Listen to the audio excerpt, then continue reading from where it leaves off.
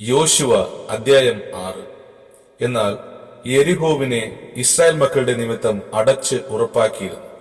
ആരും പുറത്തിറങ്ങിയില്ല, അകത്ത് കയറിയതുമില്ല.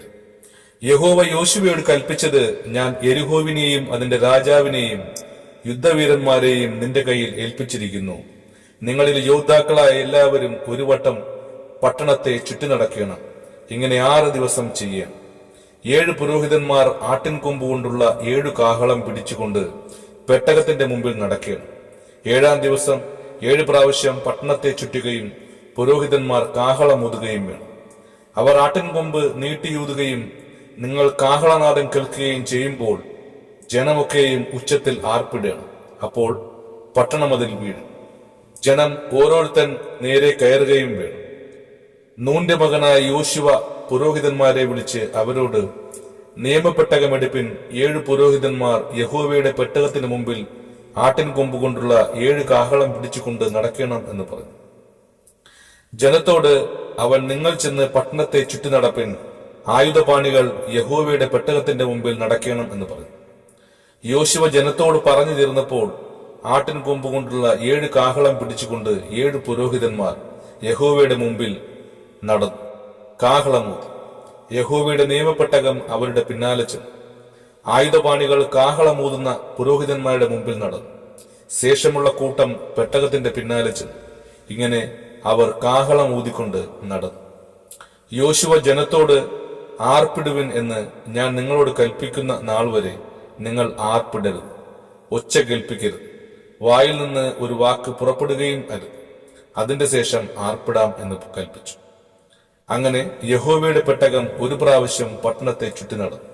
പിന്നെ അവർ പാളയത്തിലേക്ക് വന്നു, പാളയത്തിൽ പാർത്തു. യോശുവ അതികാലത്തെ എഴുന്നേറ്റ് പുരോഹിതന്മാർ യഹോവയുടെ പെട്ടകം എടുത്തു. 7 പുരോഹിതന്മാർ യഹോവയുടെ പെട്ടകത്തിന്റെ മുമ്പിൽ ആട്ടിൻകൊമ്പ് കൊണ്ടുള്ള 7 കാഹളം പിടിച്ച് കാഹളം ഊതിക്കൊണ്ട് നടന്നു. ആയുധപാണികൾ അവരുടെ മുമ്പിൽ നടന്നു. ശേഷമുള്ള കൂട്ടം യഹോവയുടെ പെട്ടകത്തിന്റെ പിന്നാലെ നടന്നു. ഇങ്ങനെ അവർ കാഹളം ഊതിക്കൊണ്ട് നടന്നു. 2-ാം ദിവസവും അവർ പട്ടണത്തെ 1 പ്രാവശ്യം ചുറ്റിയിട്ട് പാളയത്തിലേക്ക് മടങ്ങിപ്പോയി. ഇങ്ങനെ അവർ 6 ദിവസം ചെയ്തു.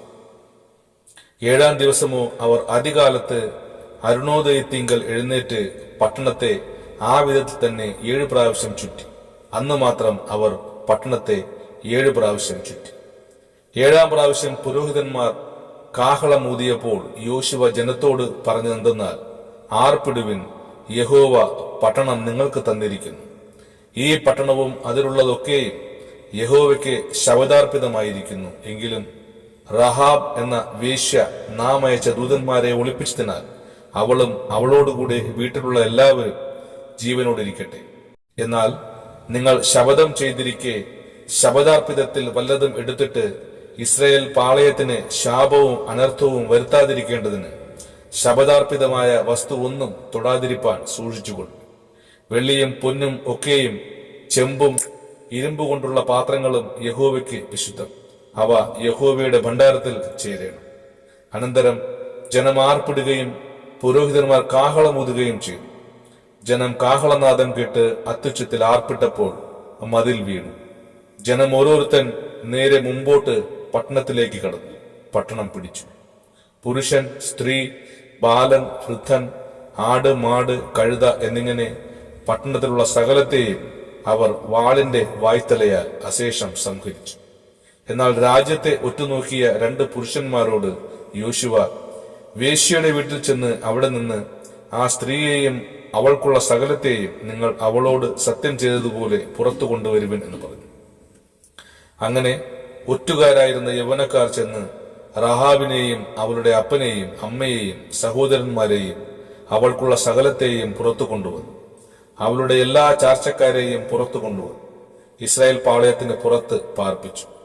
പിന്നെ അവർ പട്ടണവും അതിലുള്ളതൊക്കെയും തീവെച്ച് ചുട്ടുകളഞ്ഞു. എന്നാൽ വെള്ളിയും പൊന്നും ചെമ്പും കൊണ്ട് ഇരുമ്പും കൊണ്ടുമുള്ള പാത്രങ്ങളും അവർ യഹോവയുടെ ആലയത്തിലെ ഭണ്ഡാരത്തിൽ വെച്ചു. യെരിഹോവിനെ ഒറ്റുനോക്കുവാൻ അയച്ച ദൂതന്മാരെ റഹാബ് എന്ന വേശ്യ ഒളിപ്പിച്ചതുകൊണ്ട് യോശുവ അവളെയും അവളുടെ പിതൃഭവനത്തെയും അവൾക്കുള്ള സകലത്തെയും ജീവനോടെ രക്ഷിച്ചു. അവൾ ഇന്നുവരെയും ഇസ്രായേലിൽ പാർക്കുന്നു. അക്കാലത്ത് യോശുവ ശപഥം ചെയ്ത്, ഈ യെരിഹോ പട്ടണത്തെ പണിയുവാൻ തുനിയുന്ന മനുഷ്യൻ യഹോവയുടെ മുമ്പാകെ ശപിക്കപ്പെട്ടവൻ. അവൻ അതിന്റെ അടിസ്ഥാനം ഇടുമ്പോൾ അവന്റെ മൂത്ത മകൻ നഷ്ടമാകും, അതിന്റെ കതക് തൊടുക്കുമ്പോൾ ഇളയ മകനും നഷ്ടമാകും എന്ന് പറഞ്ഞു. അങ്ങനെ യഹോവ യോശുവയോട് കൂടെ ഉണ്ടായിരുന്നു. അവന്റെ കീർത്തി ദേശത്ത് എല്ലായിടവും പരന്നു. ആമേൻ.